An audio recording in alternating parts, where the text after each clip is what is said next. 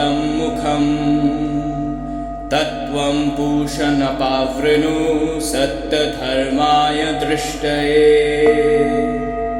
The Isha Upanishad says, the face of truth is covered by a golden disk, not hidden in darkness anymore, but blinded by the glare of power itself. Which means, truth is no longer hidden by ignorance alone. It is hidden by the spectacle of so-called greatness, by the BJP's shining mirage or adhyasa of Achhe Din. It is wrapped in polished words like development, Viksit Bharat, national interest, Sab Changasi, free and fair, efficiency, growth, and so on, so on. Today, we are not appealing to the Vedic sun god Pushan. We are appealing to the organs of our government to lift their own golden disc of imposed systemic opacity, non-transparency. For power no longer hides truth by suppressing it alone. It hides truth by glorifying the untruth through propaganda. Under the reign of a new non-biological 55-inch chested Vishwaguru king liar. And today, I speak as someone from Gen Z on behalf of Once in a Blue Moon Academia, OBMA, as someone who was raised to believe that information would always be open, accessible, institutions would be accountable, and truth would be a matter of evidence following the 1872 Evidence Act. And truth will not be a matter of authority. But what I have seen in contemporary India under the BJP rule, under the NDA alliance, is daylight robbery of truth and therefore the murder of democracy itself. So, let us begin. Well, you cast your vote. You trust your name is registered. You believe your voice matters. But one day, one fine morning, you go to vote and suddenly you do not exist. Or you exist as someone else. Names erased. One name duplicated across booths, across constituencies, as if a single person had learned to be everywhere all at once. Entire apartment blocks wiped off the electoral map. Whole neighborhoods made to disappear quietly by a cursor on a government screen operating under a veil of secrecy. People who lived, worked, paid taxes, voted for decades, generations, reduced to non-persons with a keystroke of the BJP Election Commission collusion. This is not a clerical error. This is a deliberate, centralized redrawing of the political population of India to suit and soothe the BJP's authoritarian agenda. This is disenfranchisement and the new face of electoral fraud on a mass scale, coded in software, justified in crafted silence. And when people ask the Election Commission of India, where is the CCTV footage of polling station? Who issued the deletion orders? Where is Form 7? The official deletion requests? Which booth level officer or BLO signed off? The response was the same looping silence. We cannot disclose. No such record exists. Hearing the GAN from Ganesh Kumar. This is not mismanagement. This is erasure in broad daylight. A crime easiest to get away with when the evidence of the crime is the first thing to be vandalized. And when citizens protest, the Election Commission gives a justification that almost sounded poetic in its absurdity. They said house number zero is meant for the homeless. As if tens of thousands of voters woke up one morning and magically became homeless. Well, even if we accept the election commission's premise for argument's sake, we would like to ask, what happened to the Pradhan Mantri Awas Yojana, the PMAY scheme, Housing for All initiative? Well, accept your failure then, O BJP, O mighty, richest party BJP. This is how power now speaks. It does not explain the wrongdoing or injustice itself, it explains it away. Well, while we were witnessing the erasure of voters and manipulation of voting rolls, something shockingly similar already happened in the DHFL insolvency process, or the CIRP, led by the RBI appointed Committee of Creditors, or COC in short. Ordinary people, teachers, widows, pensioners, army personnel, physically challenged persons, philanthropic institutions, people who once trusted the system saw their life savings disappear, get extinguished into a resolution described as transparent, professionally managed, and legally sound. But on the inside, the so called commercial wisdom of the COC, the process led by it was opaque, hostile, tightly controlled, expropriative, financially abusive. During the RBI appointed COC meetings, questions were allowed only in ways that led nowhere. A structure designed like a horns of dilemma trap. Recordings and documents were not downloadable at the moment. Minutes were not made accessible at the time of the CIRP. And the resolution plan of Mr. Ajay Piramal, another favored tycoon of the BJP, the very document deciding the fate of lakhs of small depositors, had to be smuggled through intermediaries and was never made publicly available to the public depositors during the entire span of the crafted CIRP. Because those with the most to lose were the ones kept blind. Exactly as with the erased voters. The information existed or still exists, but it was denied to the public. It is being denied to the public. The pattern is very identical, my viewers.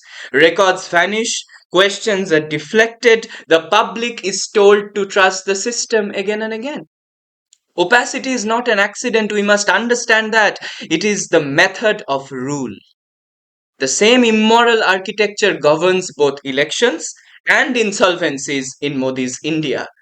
What I call procedural opacity. Every abuse is hidden behind the sanctity, the sacredness of process. Whether it's the EVM or the COC, both are machines that run on trust, and once that trust is gone, what remains is not democracy, but automation of authority. Now, when the NCLT in the DHFL case ordered on 19th May 2021 to just reconsider the full repayment proposals of the ex-promoters of DHFL, they were simply left unheard, unacknowledged, ignored by the COC and Mr. Piramal. Ridiculously enough, the COC lenders even said that if this order is acknowledged, it would set up a bad precedent. Come on, whether good or bad, we must learn to call spade a spade. On 27th January 2022, the NCLAT acknowledged in the DHFL resolution process several questionable valuation procedures that are contrary to law, disproportionate losses for small investors, procedural unfairness in COC decisions, including several material irregularities in the resolution professionals' exercise of power, as well as distorted bidding advantage to benefit Mr. Ajay Piramal, again BJP's favored tycoon, in an one-way manner. And the wrongdoing was named through this verdict. But when the case reached the Supreme Court of India on April 1st, 2025, everything was overruled by the BJP aligned Bela Trivedi's bench. No detailed rebuttal through arguments. No. Only final authority. We had already smelled the rat. Our OBMA followers will know that we had already smelled the rat in the RBI appointed COC resolution process that led the entire claims of small depositors to go away, to get extinguished in the hands of Mr. Piramal. We had written its obituary long before the verdict of Supreme Court came, when the DHFL CIRP was still going on and the simulated betting was taking place. Because we were skeptical then, and we are even more skeptical now about the complicity of our so called democratic institutions in India under the growing intervention and collusion of and with the BJP in the judiciary, in the legislature, and in the public sphere through mass indoctrination. That won't be it won't be long until this entire thing is overturned. No justice is therefore possible, be it for the Indian voters or the DHFL victims, when the judiciary is compromised and is working under the dictates of the BJP led political executive. We dissented, we asked questions, but no institutions ever cared or dared to answer, because today silence is a governance strategy in India. Just like the election commission's missing CCTV footage of polling booths, Mr. Piramal's due diligence trail is also missing. Transparency is never denied directly, it is simply evaded. I'll tell you how. We filed RTI appeals, asking for DHFL COC's expenditures, its voting breakdowns, valuation records, minutes of meetings, and conflict of interest disclosures. And we received replies like, information not available. Well, your question does not fall under Section 2F of the RTI Act. We are not answerable. Oh, ask IBBI, ask GAG. Oh, ask someone else. Records not traceable. The auditor is not aware. Finally, all our RTIs asking these questions were dismissed by the RBI after going through several trajectories of tragedy of transfers to the IBBI, the CAG, and the Department of Financial Services.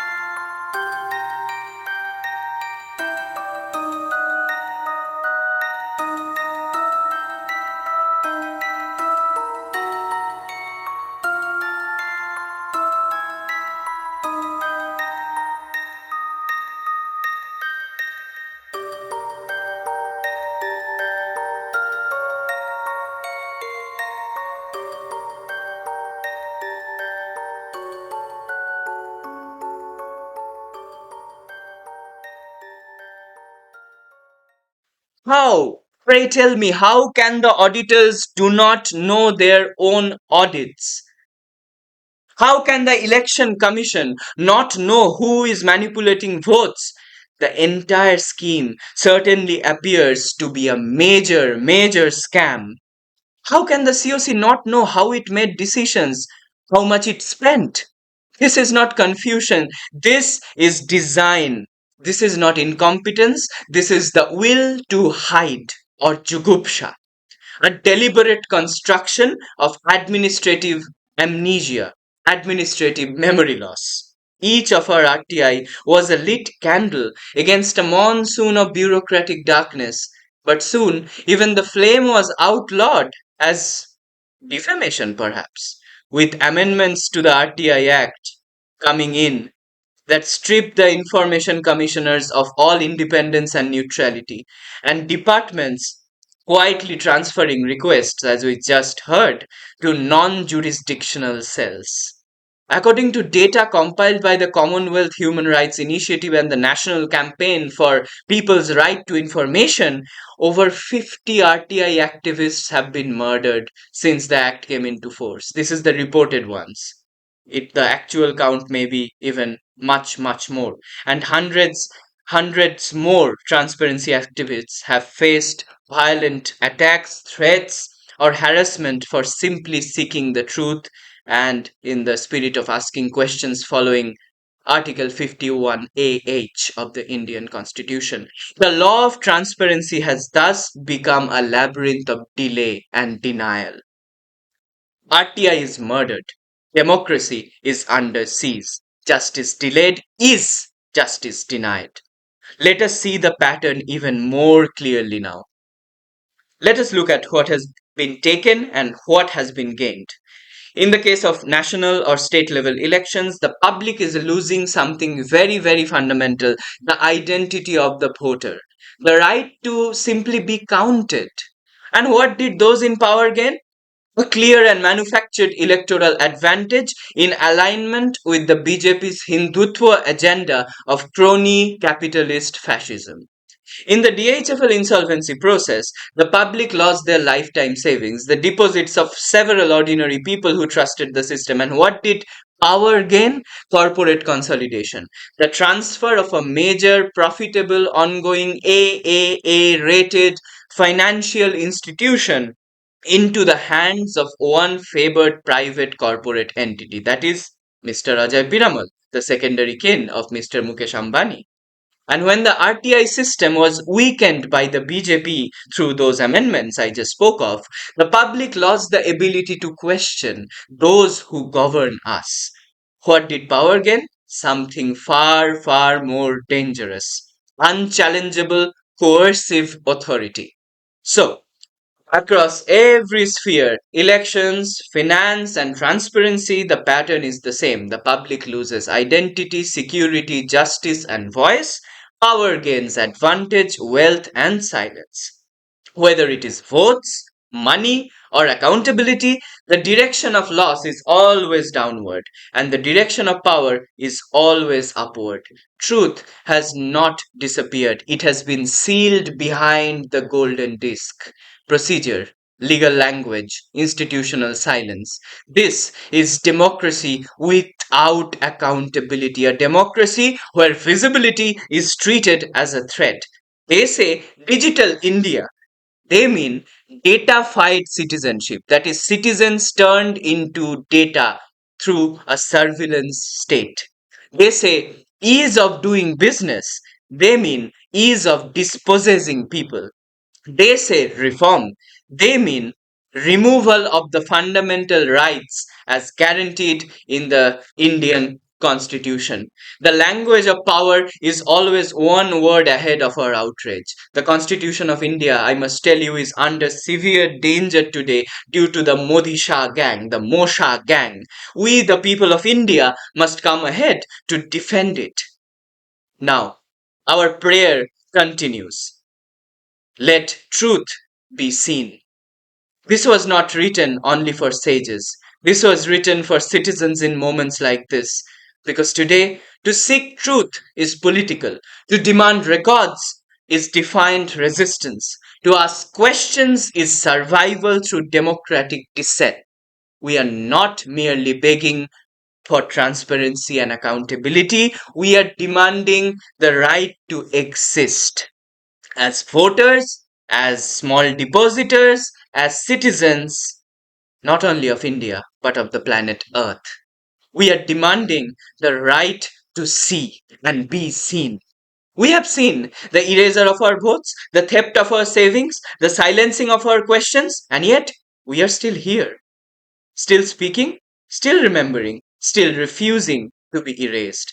Because the moment we stop asking, the golden disk that hides the truth becomes permanent. And we refuse that future. Truth is not gone, it is merely covered. Our work? is to remove that cover. Not tomorrow, now. We need non-violent civil disobedience movement in India. A mass uprising at best. Another Champaran, another Dandi March. Immediately in India, we need those things. We must learn from the farmers' movement recently that took place, the struggle that compelled the repeal of the unjust farm laws introduced by the BJP government, though it came at the cost of over 700 lives. Because memory, remember, is our last public institution, and remembrance as resistance is the only vote they can never delete. After this expose, I wish to cite a sloka from the Bhagavad Gita. Peculiarly enough, Mr. Ajay Piramal often invokes the Gita as if it were a management handbook, without noting that Gita's ninth chapter, verse 32 itself, would traditionally preclude a Vaishya from claiming scriptural authority for being a person of sinful origin. Okay, please do not misunderstand me here. OBMA stands firmly for the annihilation of caste and firmly against all forms of casteism. I refer to this sloka only to underline the irony of selective appropriation. Now, in the end, I cite Gita's 4th chapter, 34th verse or sloka, where Pariprashna, the right, the power to counter question, is clearly emphasized. Listen to this now for yourself. तद्विद्धि प्रणिपातेन परिप्रश्नेन सेवया उपद्यक्ष्यन्ति ते ज्ञानम् ज्ञानिनस्तत्त्वदर्शिनः. In resistance, in strength, in resilience, Inkalab Zindabad.